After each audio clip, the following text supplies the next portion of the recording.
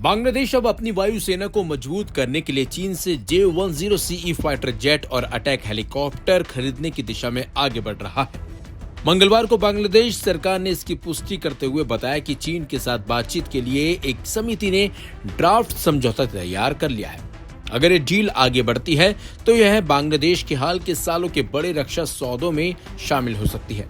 बांग्लादेश के प्रधानमंत्री के सूचना और प्रसारण सलाहकार जाहिद उर रहमान ने बताया कि J-10CE समेत चौथी पीढ़ी के लड़ाकू विमान, अटैक हेलीकॉप्टर, VIP हेलीकॉप्टर और UAV सिस्टम खरीदने की प्रक्रिया चल रही है। स्थानीय रिपोर्टों के मुताबिक बांग्लादेश 24 तक J-10CE विमान खरीदने पर विचार कर रहा है। हालांकि सरकार ने अभी विमानों की अंतिम संख्या, कीमत या डिलीवरी की समय सीमा तय नहीं की है। ये बातें चीन के साथ बातचीत के बाद ही तय हो पाएंगी। चीन के करीब जाता बांग्लादेश। इस संभावित डील का सबसे बड़ा रणनीतिक पहलू भारत के लिए है। चीन पहले से ही बांग्लादेश का सबसे बड़ा रक्षा आपूर्ति करता है। पिछले 2 दशकों में बीजिंग ने ढाका को युद्धपोत, लड़ाकू विमान, टैंक और मिसाइल सिस्टम समेत कई तरह के सैन्य उपकरण दिए हैं।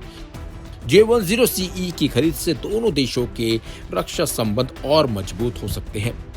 J-10CE को लेकर बांग्लादेश की दिलचस्पी की एक बड़ी वजह मई 2025 के भारत-पाकिस्तान सैन्य संघर्ष के दौरान इस विमान के प्रदर्शन को माना जा रहा है।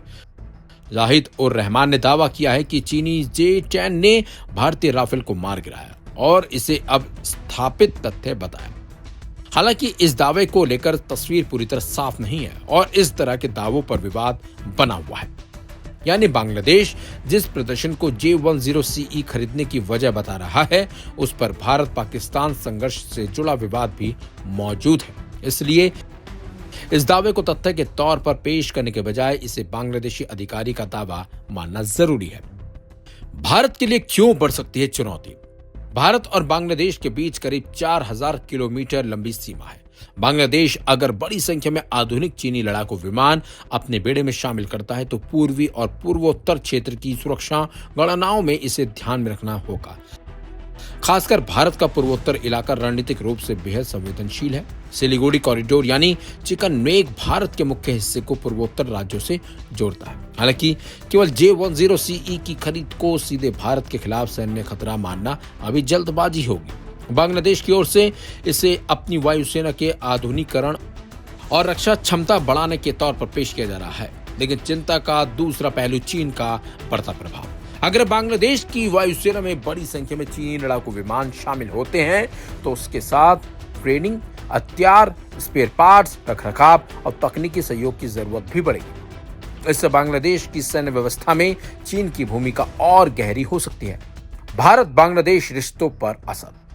भारत और बांग्लादेश के रिश्ते पहले से ही कई संवेदनशील मुद्दों से गुजर रहे हैं। ऐसे समय में ढाका का चीन से बड़ा रक्षा सौदा नई रणनीतिक चिंता पैदा कर सकता है। हालांकि इससे सीधे भारत बांग्लादेश सैन्य टकराव की ओर बढ़ता कदम कहना अभी सही नहीं होगा।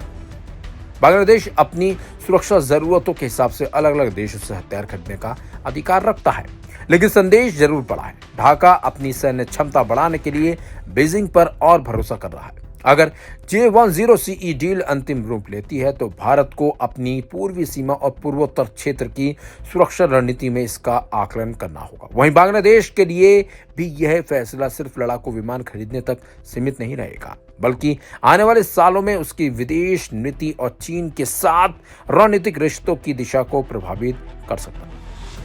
अब नजर इस बात पर है कि चीन और बांग्लादेश के बीच बातचीत कब औपचारिक सौदे में बदलती है और क्या J-10CE की एंट्री दक्षिण एशिया के बदलते सैन्य संतुलन में एक नया अध्याय लिखती है।